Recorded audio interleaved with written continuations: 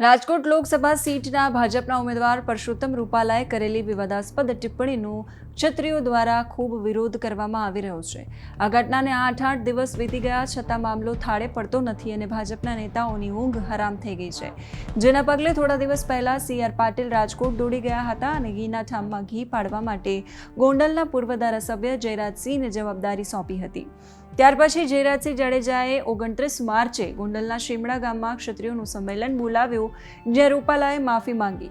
જો કે આમ છતાં ક્ષત્રિયો શાંત પડ્યા નહીં અને જયરાજસિંહનો વિરોધ વધવા લાગ્યો.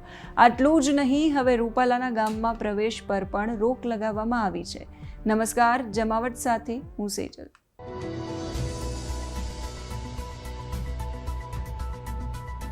રાજકોટના ઉપલેટા શહેરમાં પરસોત્તમ રૂપાલા અને જયરાજસિંહ જાડેજાના ફોટો સાથે બેનરો લાગ્યા. આ બેનરમાં જયરાજસિંહ અને રૂપાલાના ફોટો પર ચોકડી મારવામાં આવી.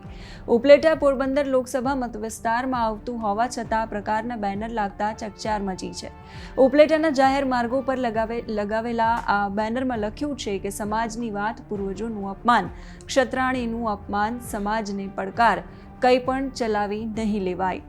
તો હવે પરસોત્તમ રૂપાલાનો વિરોધ ગુજરાતમાં સતત વધી રહ્યો છે. ક્ષત્રિય સમાજ રૂપાલા દ્વારા આપવામાં આવેલી માફી બાદ પણ ઉગ્ર જોવા મળી રહ્યો છે. ત્યારે હવે સમાચાર એ આવ્યા કે પરસોત્તમ રૂપાલાને લઈને જામનગરમાં વિરોધ એટલો વધ્યો છે કે હવે ગામમાં પ્રવેશબંધી સુધી પહોંચી ગયો છે.